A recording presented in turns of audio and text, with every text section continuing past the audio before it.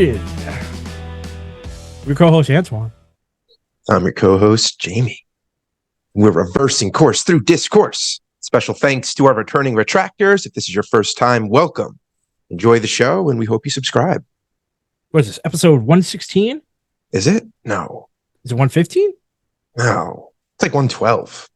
112? Like the band? Remember the old band, 112? No, I don't. I actually don't remember any songs from them either. But there was one. They were called 112. Maybe it's episode 112. I think it's... We'll let you know when we name it. It's got to be around there.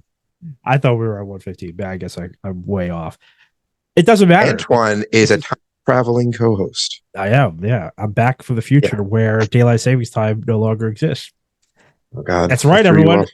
It's welcome back to another special episode where we complain about why we continue to do this archaic tradition, disrupting everyone's sleep and mental health with no end in sight, despite the fact that nobody likes this. I guess Marco Rubio was unsuccessful in his crusade. No, he's still doing it, actually. I think he's still trying to push that through. I was annoyed because Bernie Sanders was on Bill Maher, which I don't actually watch anymore, but he was on the YouTube algorithm, served him up. And this mother effer. It's on Bill Maher. They throw him a softball about what he thinks about daylight savings. And he's like, I just I'm too cool. I'm too cool for school with to respond to this. I have bigger things that I need to fry. I'm the birdie. He didn't answer. He was like, it's beneath me. That's basically what he said. He said that topic is beneath me. That's for people I want to talk work. about unions and that topic is for people who work. I was just like, are you kidding me? You kidding me? You can have an opinion on this. I mean, look, Bernie does his own thing, all right, but maybe. Just maybe we wouldn't be having rail cars running around here with Civil War era brakes if everyone was wide-eyed and bushy-tailed. The fact that we are all comatose, sleepwalking because we switch these stupid hours twice a year might account for some of the ridiculous decision-making that we allow to go on in this country. Maybe we wouldn't have such crony capitalism going on here if people were half awake. I swear, if we just need, we need our sleep back. Just give me my sleep back. Stop robbing me of it. I wonder 6 months. How many people, I wonder if you could put stats against it, like how many people call out of work or how many car accidents or something. I wish that'll be amazing. Maybe if we were more awake, we do more studies to realize just how bad this is. But you know what? I didn't want to just come on here and pontificate, wax poetic about my dislike over switching these time zones. Here we go. Once again, another article. I'm going to reference another article because that's what the news does. They're going to create a new article every time we switch because nobody likes it, and yet nothing gets done. Here we go. ABC News. Body's clock never adjusts to daylight savings time. When you change clocks to daylight savings time, you don't change anything related to sun time, explained lead researcher Till Rodenberg of Ludwig Maximilians University in Munich. This is one of those human arrogances that we can do whatever we want as long as we are disciplined. We forget that there is a biological clock that is as old as living organisms, a clock that cannot be fooled. The pure social change of time cannot fool the clock. I love that the phrase human arrogance was used in a debate about daylight savings. That is amazing. That's right. It's funny because it's we've created this construct, time, and then we think we can just wield it like a child with a toy. Exactly. We just change it any which way we want, and that's not how it works. Listen, Wait. Go ahead. I'll just finish this. The circadian clock does not change to the social change, Rodenberg said. During the winter, there is a beautiful tracking of dawn and human sleep behavior, which is completely and immediately interrupted when daylight savings time is introduced in March. I mean, you could probably make this same argument against lights. He addresses the light factor. He says that has been one aspect that has disrupted the human circadian rhythm, Yeah. But it does. But that is something that we most likely cannot overcome. This is something within our power to reverse and lessen that blow. That's basically that. I love that. First of all, everyone go out, read the article. We're not going to read the whole article to you, but it is at the end of the article. That's exactly what he starts talking about. He starts talking about the effect of lights on the human circadian rhythm, and still, that is just a whataboutism. It does not change the central fact that we can change this one aspect of our daily societal lives. We can end it tomorrow with no ramifications on, I don't know, business, banking. Didn't you say people in the middle of the country would be in dark too much? Didn't you say that last time? If we did daylight savings time, like he's at the end, he says it returns to normal this year when standard time returns on November 4th. Standard time is what I'm advocating for. Little Rubio out there is out there. He's on the other end of the spectrum making ridiculous claims just because he wants more surfers in Florida. It just because he wants more bikinis at South Beach. No one cares what he's trying to do out here. Okay, he's asking for something that is complete nonsensical. No one wants daylight savings to remain. We want standard time to remain. I want standard time to be standard time. Means it doesn't go away. It is standard. It is always there. It is always present. It is normal time. It is the time that we all live by. We do not augment. We do not deviate. That is what I'm asking for. I ask for it twice a year on my ranting in this podcast. Please, someone run for office with the whole intent of abolishing this archaic practice. You will win handedly. You will win. No one is going to fight you. There's no corporate interest in except for maybe, if I'm right, maybe keeping us muddled in a fog, having everyone just running around here, not knowing what day is which because of this mess up with our circadian rhythm. Maybe it does benefit our corporate overlords. Maybe that is what it is. Okay, maybe it's all about that. Keep them dumb, keep them tired. Exactly. It might be about that. Maybe they don't want us to be well rested. Underfund our schools and change our clocks twice a year. There we go. It's a perfect recipe for a pacified civil populace. Maybe that's what it's about. Maybe that's why we'll never get it done, because it seems so simple to me, and it never happens. That's it. That's my. You heard it. Somebody run for office on this platform, and you will win. Some say it's why Bernie hasn't won yet. You know what? I was going to go there, and I was like, I'm not going to be that harsh to the man. But you know what? I do think that's why he hasn't won presidency, because he's off there trying to do these lofty, high-minded goals, and all we want is someone who's out there trying to do some quick wins, because you're not going to get much done. We all know it. What, you only have 44 days, 88 days to get your agenda passed, 144, something like that. You know what you could do with that time? You could abolish daylight savings time. No one's going to fight you to go back to it. You could executive order it away. No one's reversing that order. Nobody. Rubio, you get into office, you reverse that order. You're a one-term president. No one is getting reelected. Imagine the generation that has to tell their grandkids. Back in my day, we would change the clocks twice a year. Why did you do that? Why did you do that? Why did you do that? And you have to say, well, it was to benefit the farmers. And you're like, well, did you farm? Were you a farmer, Daddy? It's like, oh, no one's a farmer. That was 300 years ago. Farms. No, there's 0.1% of the population that farms. It's all subsidized. I mean, that's not an average person thing, but it's but you all did it. It's yes, we all did it because we were all part of this maddening cycle. We were part of this mob mentality. We are not independent thinkers when you were lumped into our collective groupthink in this way. This collective groupthink is why we're all going to this is why the doomsday clock clicks forever closer to midnight, because we are incapable of doing the simplest of things to ensure a better quality of life, like abolishing something that is just outright scientifically disproven. No matter what, medically proven, every study proven that it makes no sense to be doing it, and yet we will continue to do it until the end of our civilization. You're telling me that by setting the clocks back, we could reset the doomsday clock? I think we could. Yeah, I think we can knock the doomsday clock back. I think it's a twofer. I think it's a 2-for-1. I think it's 2-for-1. 2 clocks, one move. 2 clocks for the price of 1 move. That's right. That's right. That's phenomenal. I love it. All right. Ah, All right. Well, now that right. we got the important stuff off the agenda, The only thing worth talking about.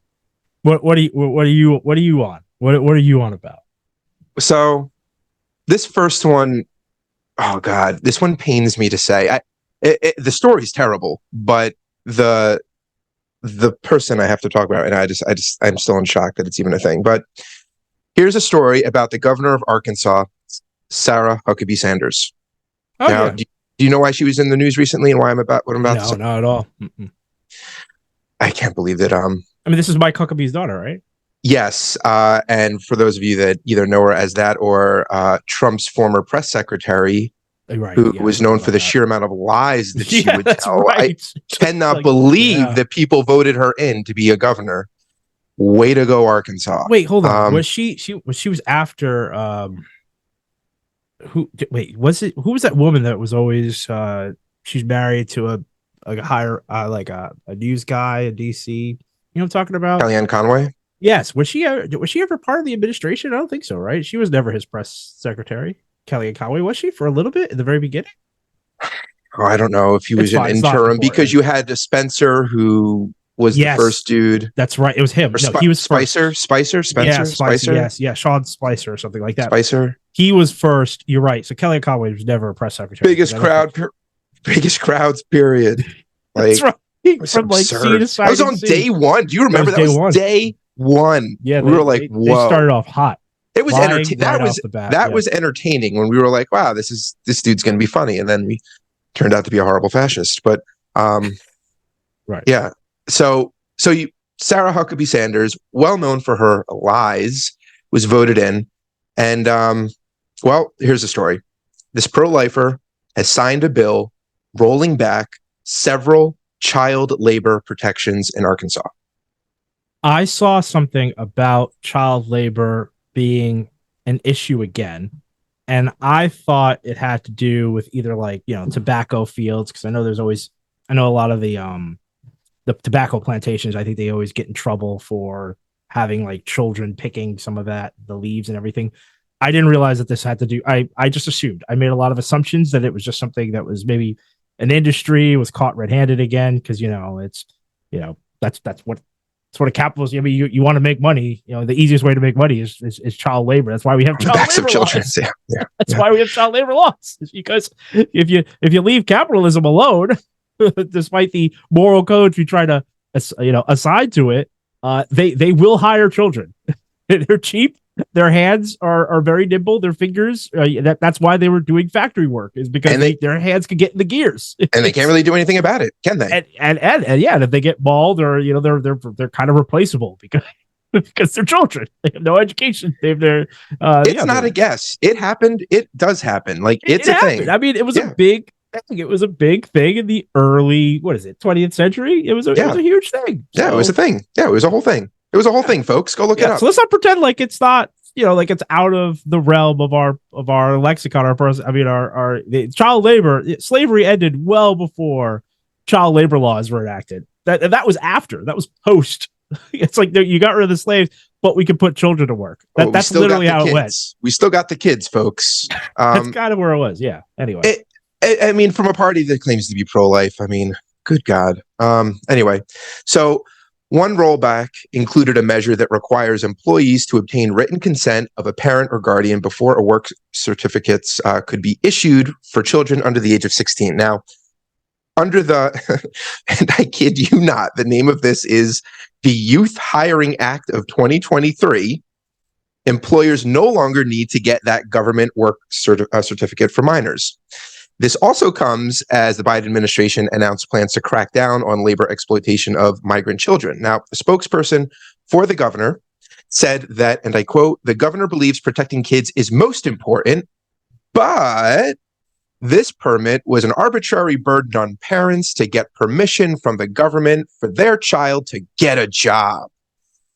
Now, the governor, we got to blame, because you have to blame the government. Why should the government get into your personal life? You're free to do whatever it is you want to do, which includes not manipulation, but what is it? Extorting your own children for personal gain. I mean, that's great. Cool. So, I mean, You're right. that. They're your kids. You do what you do with them, what you will. Yeah, I mean, it's even worse. So, like, the governor calls the certificate a tedious step that stood in the way of minors getting jobs quickly. And now, and you've heard this before, we want to give the power back to the parents to make the decisions that they should have, right? Opponents say they should be able to sell the kids. Why not, right? I mean, why not? It's their kids. Lease them out. Why should government stand in the way of their prosperity? If you find that you're on hard times and you've just realized you've lost one of the Mega Millions, you're like, I got bills to pay. You should be allowed to sell some children. Why not, folks? So, I mean, why should the government stop you? So crazy that this is a conversation we're having right now. I don't know why I'm surprised, but like, wow, like, way to find ways to be worse. I like that. It's a good slogan. 2024. So opponents say that this is set up to exploit vulnerable migrant children who may not always even have a parent or guardian to sign off on work and could be exploited without a certificate. Because we know they don't have a parent or guardian because their parent or guardian has most likely been sent back as part of the Trump era immigration policies that were not necessarily rescinded by the Biden administration. I don't want to point fingers. That's my guessing. That's my guessing on it. I'm just saying I know there's a lot of children who are unaccompanied, which we had a whole thing about unaccompanied minors. Part of their unaccompaniment is that maybe the parents were caught at the border and sent away without necessarily doing the same for the children, and the children are now left. Why would we do that when we have jobs for them? We don't have jobs for the parents, but we got jobs for the kids. That's exactly right. That's exactly right. Why? Because at least if we had to deal with the parents, then you have to negotiate. Without the parents, there's no negotiation. And just to be clear, these are not 14-year-olds working at an ice cream parlor, right? Who have their parents' permission. Which is already a little like, what? That's still a thing, but you get your parents' permission. It is what it is. You go through the proper protocol. Now, you had mentioned tobacco fields, and I'm sure there is plenty of agriculture stuff, but there was actually some recent court settlements, not even settlements, court cases to reference. Packers Sanitation Services, a major U.S. food sanitation company, illegally employed at least 102 children between the ages of 13 and 17 in jobs that had them using caustic chemicals to clear razor-sharp saws, and paid $1.5 million in civil penalties for employing minors in hazardous occupations and having them work overnight shifts at 13 meat processing facilities in 8 states. When we say minors, do you know how old these kids were actually? 13 to 17. I'm sorry. Oh, wow. Maybe I missed 13 to 17. Gotcha. And that's about $15,000 per kid, which is the maximum civil penalty allowed under federal law, which I feel is incredibly low. Are you kidding me with that? It looks like it hasn't been raised. There were kids that were hurt. Originally put it. Yeah. Until it looks like they just pulled that right out of 1932. It looks like the number has not raised with inflation. It is worth it. 1,000. It is worth it then. Yeah. It is worth it for a corporation to get caught doing this and pay the fine because it becomes the cost of doing business. Yep. That's just the cost of doing business. I mean, blew my mind when I read that. By hiring children is well over 15 grand in a year. And this same company, to your point, I'm so glad that you said that, because that did not deter them. There are at least 2 other cases with the same company. Separately, they were fined nearly $1 million for employing 49 minors at 2 JBS Foods in 49 states. 49 workers. You get fined $1 million. I mean, first of all, we're living in a society where workers are the most productive they have ever been in the history of mankind. That's just a fact. Like that's something that you could just look out there for economists. And we're not just talking about white collar workers. This is across the board. Workers in general, because of the advancements in terms of technology and how we're doing our jobs, we are far more efficient than we have ever been before. And yet we're working more hours than we have ever done before. You get 49 children in that sweet spot of a point in history, and then all you're getting fined is $1 million. That is so worth it. The other one was 102. Worth it. It was 102. It was 1.5. This is 49. They got fined $1 million. And then there were additional fines for employing 26 minors in several states, including Arkansas. Okay. So someone was like, all right, you know what? These fines, we can eat them, but wouldn't it be nice not to have to deal with them at all? It's like, Miss Huckabee Sanders, your play, my friend. Would you like to be reelected with that sweet child working money, that sweet child working pact? I wonder if there is a sweet child working pact, the lobbying group that is pulling together money for our elected officials to get reelected on the backs of child labor. Yeah, I hear every dollar you donate to Huckabee Sanders, she will donate 1 penny for children's lunches at her factories. You know what I love about this country in particular is I love that this is the same party that will lambaste the idea of legalized prostitution, like that is immoral. That if some adult wants to sell their own body or wants to engage in paying for sex, that is crazy. That's egregious. That's unchristian. That is laundry. That is just despicable and something that is just for the ilks of society. But pressuring children who have no parental guardians to work in meatpacking facilities, well, that's a what would Jesus do? Migrant children too, not even to say if they weren't, but imagine the relocation aspect of this where you have nothing, no support network. It's not, again, I mean, it's so shocking. It's so mentally, numbing. I mean, you're talking about like hometown kids working in the local pizzeria or refereeing soccer games or something like that. Like, it's so much worse. That's bad enough, but this is so much worse. These people have no one on their side. You know what I like? I also like that it's always out of sight, out of mind. It's perfectly fine if they're sequestered away into some windowless facility where no one can see them. You try and get 12-year-olds to start pumping people's gas.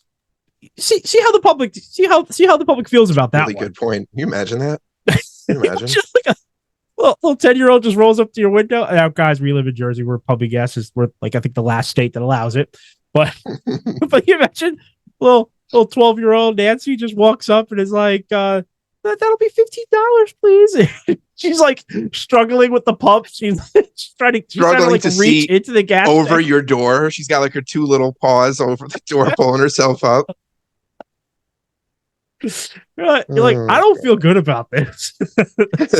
I just don't feel good about this at all. Sweetie, do you need help? Yeah, it's like, God, I don't like it. There's something wrong with all of this. It's just not like, honestly, like, I'm having a hard time with this one with the kids. It's you shouldn't be having a hard time. Everyone should be having I'm having a real hard time with this. It's a come to Jesus moment. I mean, who is re-electing this woman? First of all, who lives in Arkansas? At the end of the day, you got to be like, either you're not paying attention to your politics, which might make sense because you've got daylight savings time, so you're probably living in a fog. But when you come out of it, you got to say, why is this woman our representative? Like, why is she in office? This is such an abhorrent tack to take, no matter how you try to assuage it, whether you're trying to say that 15-year-olds should be allowed to work without parents. I mean, I don't know how you square it, because again, she signed it too. Like, this is a thing. She signed it into law. It's not even a proposed bill. Like, it's done. Well, I mean, who's worked on it? I mean, Jesus, the lobbying groups of this freaking and what is company, talking about having an agenda and wanting to get stuff done. Why was rolling back child protection laws, labor laws, even at the top of this list? Like, this was the win? I don't know. Even this was the quick win. Clearly, this is what you wanted to do. This was the tedious pain point that you needed to alleviate. We're not gonna. We got a busy agenda ahead of us, folks. We got homelessness. We've got, college tuition. It's Arkansas. I mean, I can only imagine how many issues they've got going on down there. And, but at the top of the list was, there's just not enough children in these jobs. What would really boost this economy? Children. We just do not have, I mean, she basically walked out. I mean, she's like the, not to get a job grouch kind of thing, but I mean, like, maybe she walked out and it was like, why are all these children having fun? She went to a movie theater. They were talking too loud, turned around. She was like, why are these kids out here? Get a job. Yeah. She's like, you should be working in a mine. You should be out there cutting chickens apart. I mean, this is some serious, like, we need you to be contributing members of our society. 13 to 17, no education, out there working, dead end jobs where you're going to get injured and you barely have any parents or anybody looking out for you. That's what we need to do. We need to exploit you because you're children, and that's what children are here for, to be exploited. And that was the top of her list. You're right. I can't believe that was one of the top of her agendas, is that children need to be exploited.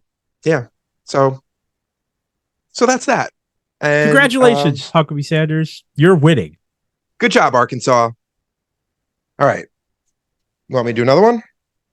Please. You're on All such right. a cheery. I'm wondering how you're going to redeem it. Are you going to come back with something interesting? We're coming back. We're coming back. Something light and airy. We're coming back in a unique way. Now, I'll let you do the honors. Oh, please. We have a specific type of update of an apex predator that you might want to intro. Ladies and gentlemen, we have a wolf update. There we go, folks. Now, normally with these wolf updates, we're reporting back some atrocity that has taken place. But this time it's good news. It is a good news story. And there's actually a little more that you folks can do to help. So new bills, I should say, multiple bills, 2 to be exact, have been introduced into the Minnesota legislature that will remove any option for a wolf hunt or trapping season. Or to say it a different way, there will be no more wolf hunting, even if the animal loses federal protections. Oh, that's amazing. Isn't it? That's incredible. Yeah. So go on.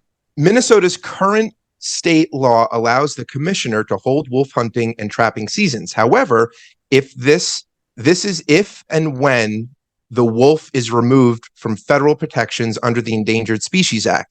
The new bills would entirely prohibit wolf hunting, leaving no room for any option going forward.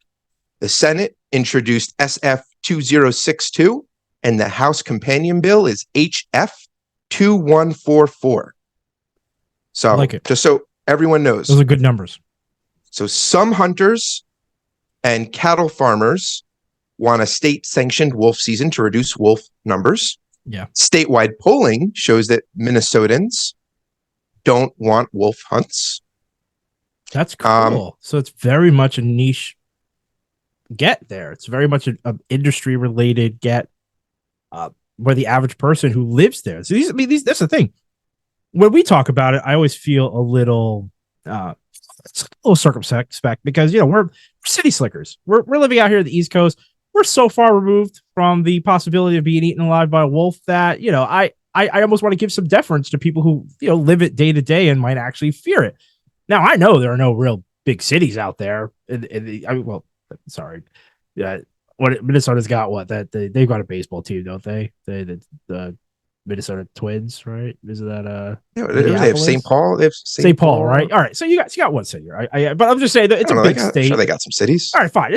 My point is, it's a big state. You got, my point is, there's a lot of, there's a lot of land. I just feel like if the average poller out there is like, leave these wolves alone, they're not bothering anybody. That holds more weight. That's all I'm trying to get at.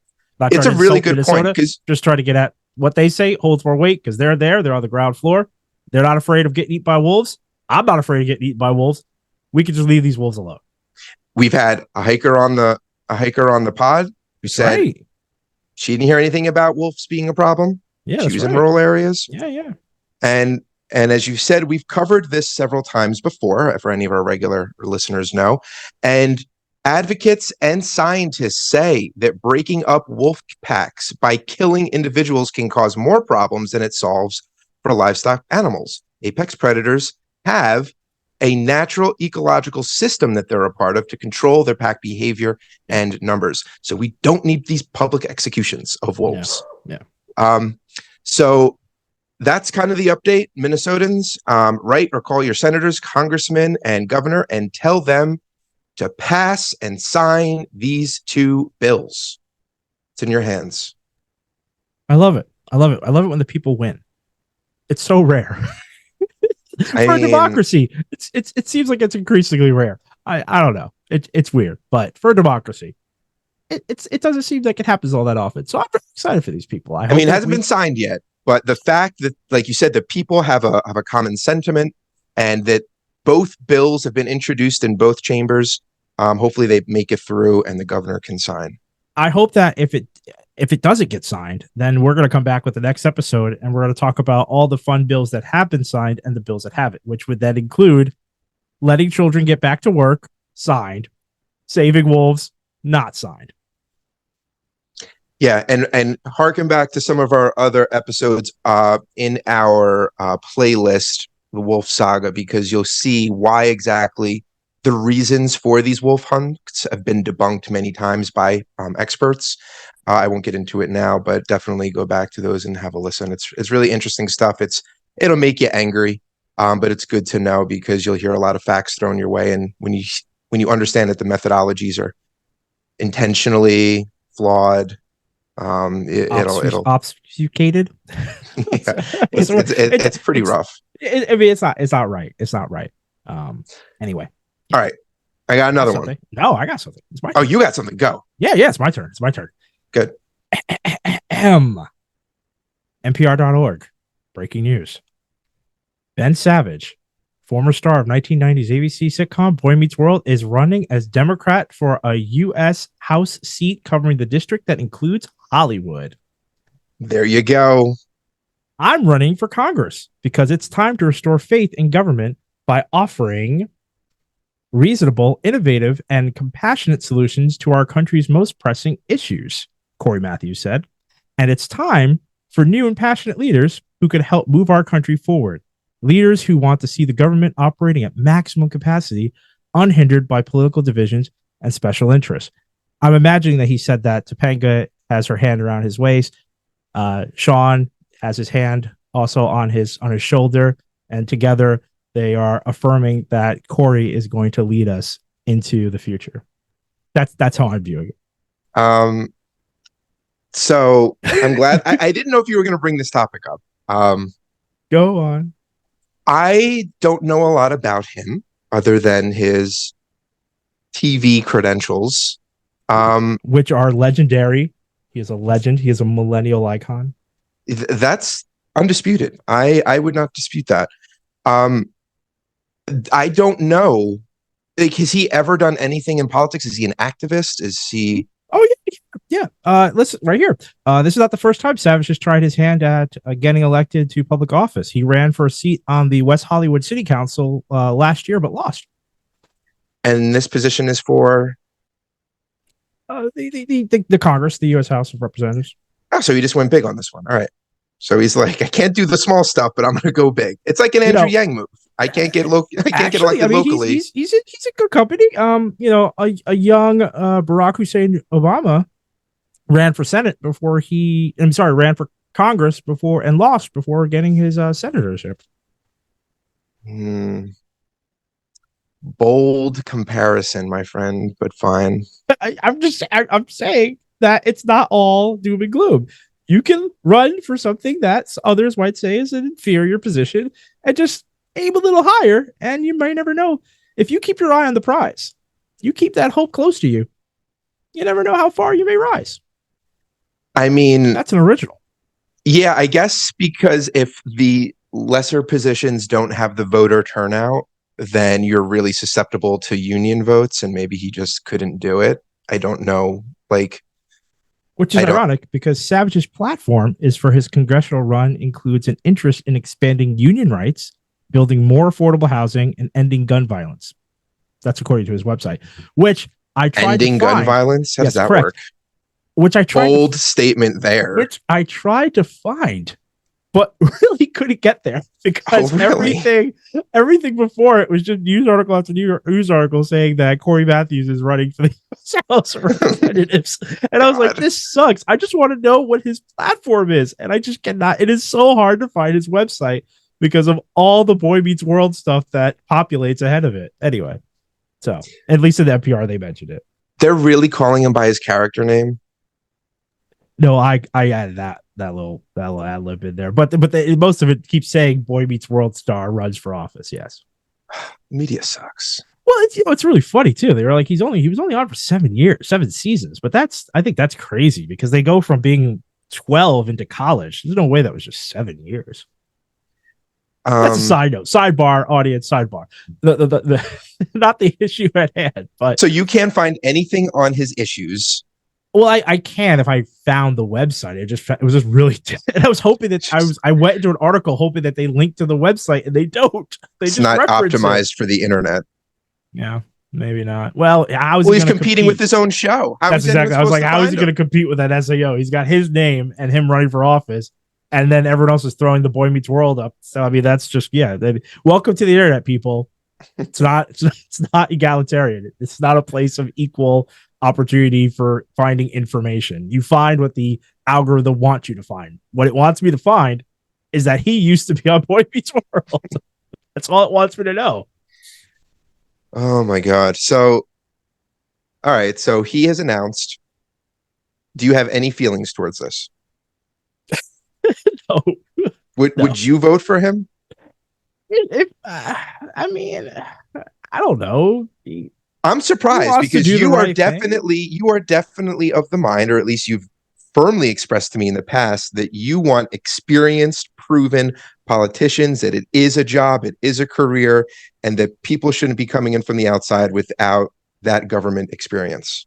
I do. Yeah, kind of. I mean, I do like that. Look, it's just not the way our system is built, though. I mean, our system is supposed to be giving voice to, what I would really like is that everyone has to participate on some level. I would love it that if it were like jury duty, your time comes, you have to take some seat in whether it be your local city office or something higher. Yeah, I want regular people that just have to serve in governments. That way there is a closer affection, understanding, and just to basically it's more intrinsic. It just makes us more a part of the process. Right now it's over there. It's for people who want to engage in it, and if I don't want to engage in it, I could complain about it without ever having to engage with it. And I think that that's part of what creates the division that we see so often in terms of our politics, is that there are just people who can lambast the whole thing saying, oh man, government's corrupt, it's this, it's that, without ever having to put their money where their mouth is. I think that you'd have a lot less of that loose language if you yourself at some point had to enter it and actually work in it.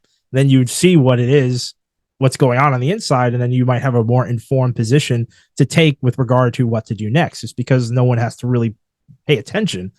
But that's a sidebar, another sidebar. I don't know. Is he going to be good or not? I don't know. I mean, he seems to be very interested in it.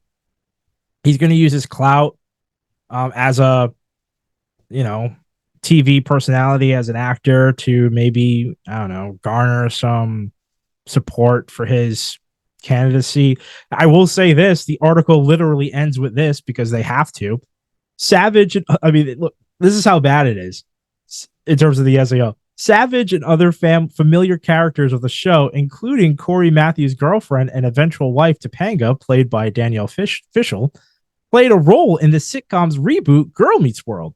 The show aired from 2014 to 2017. In one episode, Corey's brother, Eric Matthews, played by Will Friedle, I may be saying that wrong. I never do Eric's real actor name, runs to be a senator for New York and wins. So now he's just... his actor is a co-star brother in the show, wins a senatorship in New York, which I guess adds some credence to his real world aspirations to being a congressman. Because why else would you put that in the article, right? I'm just trying to wrap my head around the strategy here. He doesn't want to be a doctor, but he played one on TV. He's going to medical school because he played a doctor, because his brother played a doctor in one episode on the series he was on. It makes sense. Yeah, I guess if you hear that story over time and then you forget exactly what you read, then when someone tells you a year from now, it'll just be like, yeah, I did hear something about that. He is a doctor, right? Yeah. Clearly, there's not a lot to what anyone knows about it, but it's funny. I just think it's interesting. It's an interesting. I mean, it's. Uh, what else we got? Doomsday Clock's close to midnight. Some stuff with Wolves, Daylight Savings is in the crapper. I don't know. At least Corey's out there doing his thing. Typecast for life. Listen, I'm not as strict as you in that I don't necessarily think that you need to be an experienced politician to be a politician. I would tend to agree that maybe at the highest levels it would be beneficial to know what you're doing a little bit. But I guess if he's going to run for Congress, yeah, why not? If he has good intentions and he has staffers that can guide him, then you're putting this up as I talk. What do you want me to? Antoine sharing his screen now with a picture of the Boy Meets World 25th anniversary reunion. That's the picture that NPR. Is this when he announced? Shows. That's why I'm sure my point is, I'm sure on his website is a photo of him. This is a 2018 photo from Comic-Con.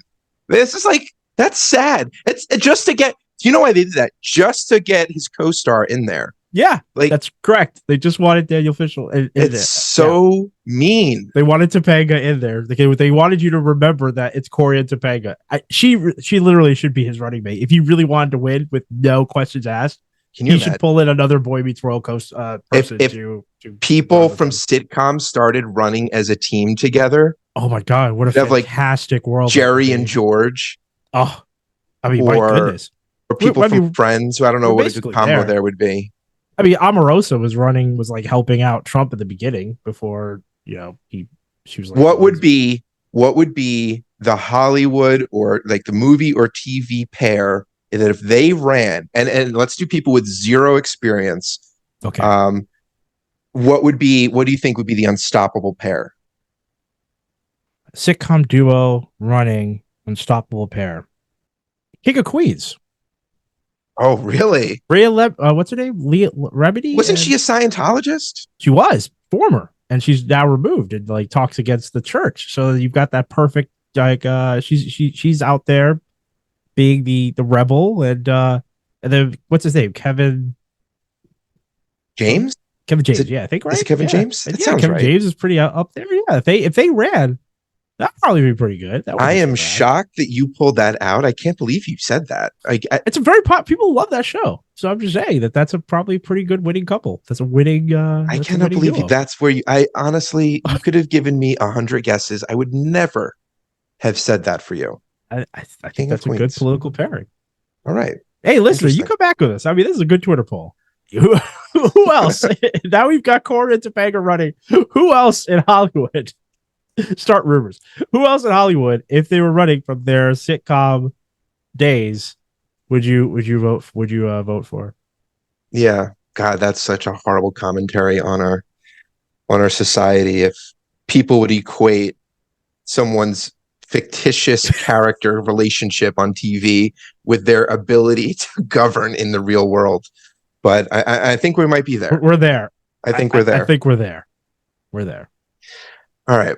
All right. You want another one? Yeah. What did I interrupt from you? I have a story out of the UK. I don't know UK politics, but you do, right? To a degree, I feel like you know. Okay. So I want you to. All right, I'm a tourist. That's what I was going to say. I'm a tourist.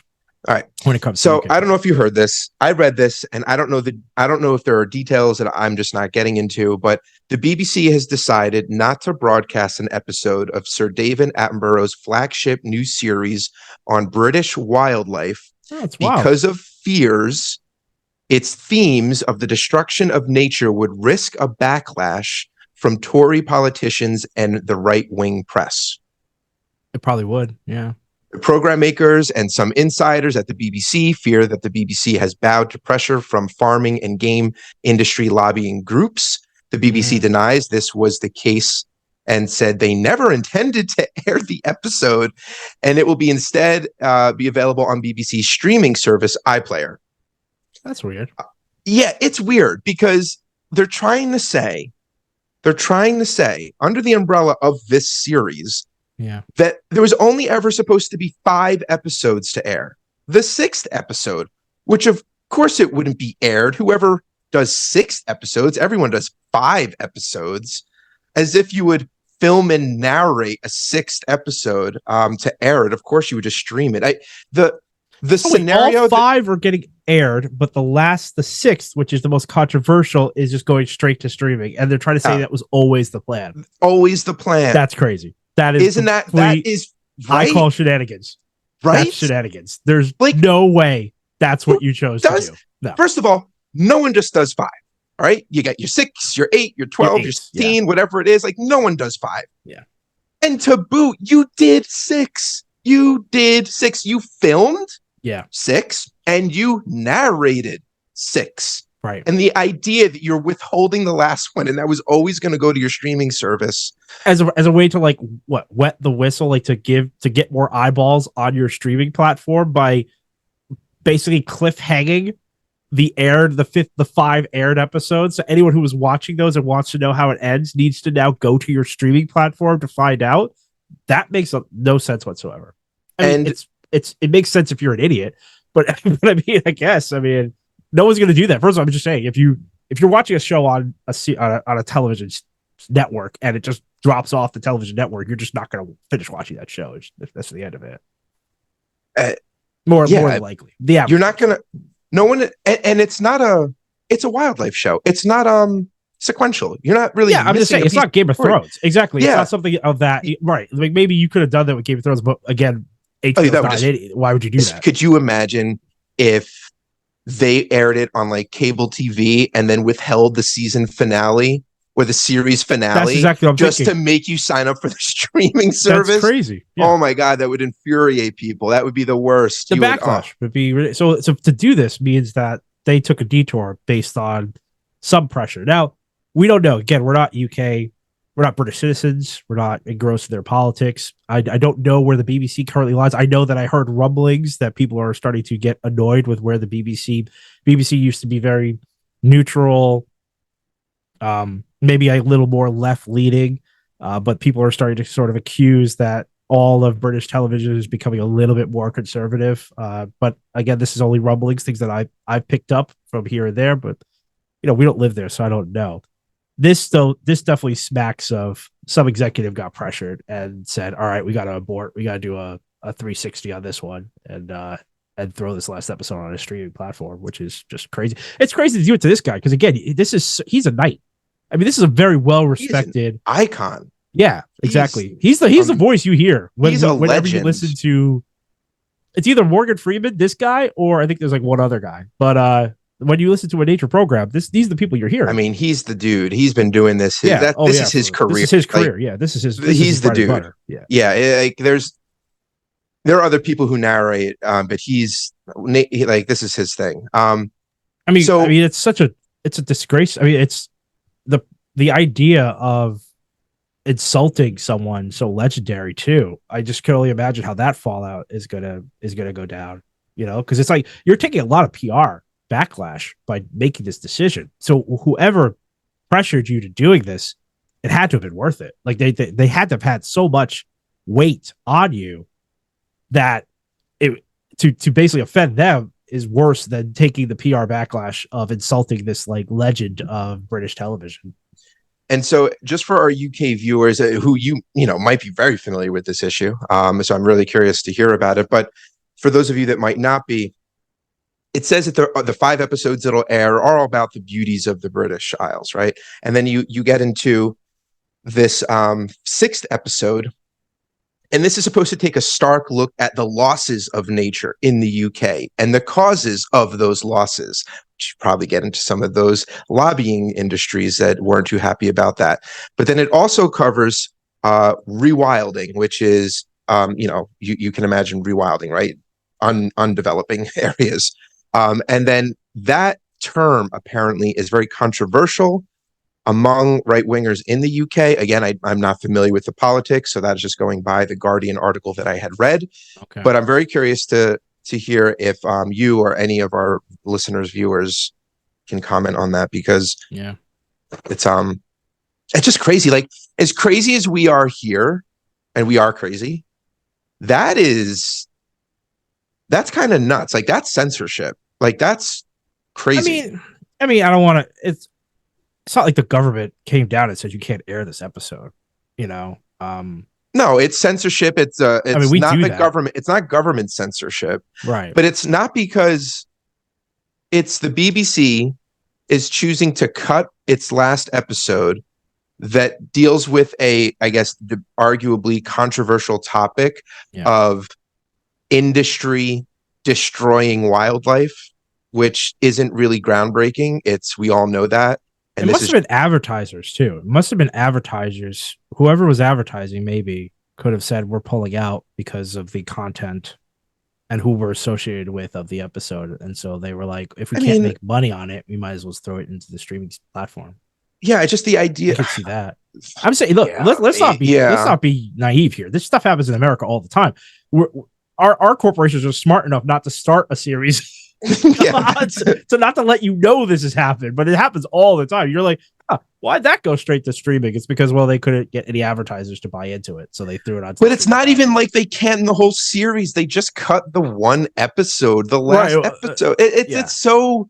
It looks maybe like it's just the sloppiness of it. Maybe it's just how sloppy it was. Like, came out. I can't imagine them going Planet Earth 3. Yeah.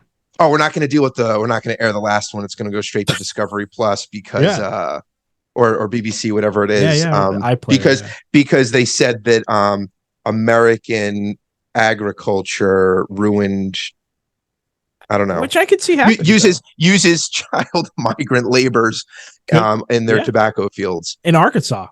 Right? And so we're not going to. I got a call for the governor. We're not going to put that last episode in. Yeah, that would be. Can you imagine? Yes, it's the kind of, you'd have the same kind of outrage that you'd have here, but the same thing would occur, which is the corporation would win. I mean, again, we're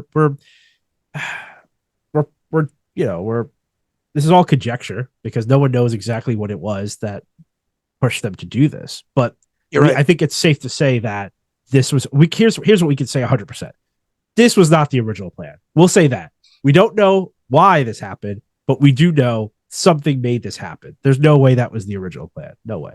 Here's the thing. I would have said if half of it was on BBC and half was on iPlayer, maybe. It's a weird thing to do, but maybe they did that. Why would you just throw one episode away? That's crazy. Yeah, I don't like. I mean, splitting things up on the platforms. It's going to go to streaming anyway. It doesn't even make sense. Exactly. Everything will go onto there. It just it just doesn't.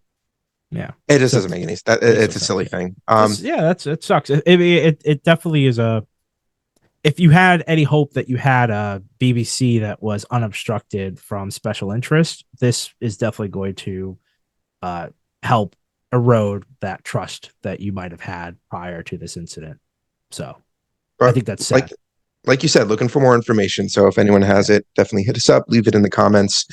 Hit us up on Twitter. I got BBC one more. If you don't want to, if you want to do it, quick. Yeah, let's do the one more quick. We are going to end with an Elon alert. Of course. What is Elon doing? It's an Elon watch. All right. So it looks like Elon won't have to wait to reach Mars in order to govern. You know what I'm going to say? You know what I'm talking about? No, I don't know anything. I haven't heard much about Elon. He's looking to purchase. Buried by Twitter at this point. He's looking to purchase thousands of acres alongside the Colorado River outside of Austin, Texas, and I don't know how to say this, Bastrop County, and establish his own town of workers where he's already constructing new facilities for the Boring Company and SpaceX. This would be okay. So I guess we get to see a preview of his nightmarish Mars colony in real time within our lifetime. Fantastic. Within our lifetime. What a time to be alive. I mean, nothing's ever gone wrong with a town that was created purely off of corporate industry. I mean, Detroit's thriving. You've got the Virginia, mining towns. Nothing bad ever happened there. There was never any riots or almost like a civil war as a result of worker treatment. No, it's always been good. Every city, every town that has been erected solely on the basis of people going there to work for a single entity, single corporation, has usually turned out for the best. So I look forward to another notch in the celebrated books of corporate towns. I'm very excited for this. You know, when you are at work and you're unhappy and you're like, I could just get a new job. Well, why feel that way at all? We could just go back to the time when there's only one factory in town and you have no options. That's right. In fact, you could uproot your entire family so that they have to live under that oligarch. That is a fantastic opportunity. I hope more people take notice. Oh my God. So this would be in addition to his other nearby facilities of Tesla, his private foundation, and Neuralink. So his whole corporate empire is basically going to be in this vicinity. The town name is Snailbrook, which is apparently the mascot of the Boring Company. Wait, isn't the Boring Company about going?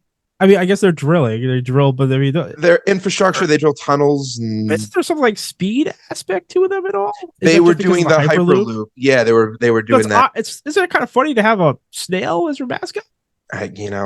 He's a funny guy. Yeah, I get it. Is he being funny? Okay, maybe he's being funny. Hey, the Boring Company. Listener out there, if you want more of that humor in your everyday life, you want that at the local grocery store, the movies, the Cineplex. You want that. You want to live it. You should move to his town. You'll get that in spades every single day. If you're ever feeling sad and you want to be forced to laugh or fear consequences, move to Snailbrook. If you want to sit around the table at dinner time and not say grace to you, the Lord and Savior that you believe in, but instead to Elon Musk, say thank you to Elon. Otherwise, the listening devices might, demote you later on at work. If you don't do it enough, move to Snailbrook. How about that? If you feel like the Elon portraits fixed in every home in this town are moving to follow you as you walk by, you could be right. It's right. If the eyes on the posters happen to move, that is not in your imagination. Oh my God. That is Elon work. Yeah. So no lie, this article, he plans to make it a utopia so his employees can live, work, and play without ever leaving. That always works out so well. Just like his Mars colony. He wants to test out. Page out of Google. It's everyone goes, you're like, wow, you've got masseuse, you've got arcades, you've got you can play ping pong, all these great things. I mean, wouldn't you want to work at that company? And it's like, yeah, you have all those things because they never expect you to leave. These are perks for a company that expects you to live here. Yeah. And he expects you to live there. Beware of those perks that are designed to make you stay. That's right. So far, plans show that he has more than 100 housing units on 108 acres, with streets named for the company, including Boring Boulevard.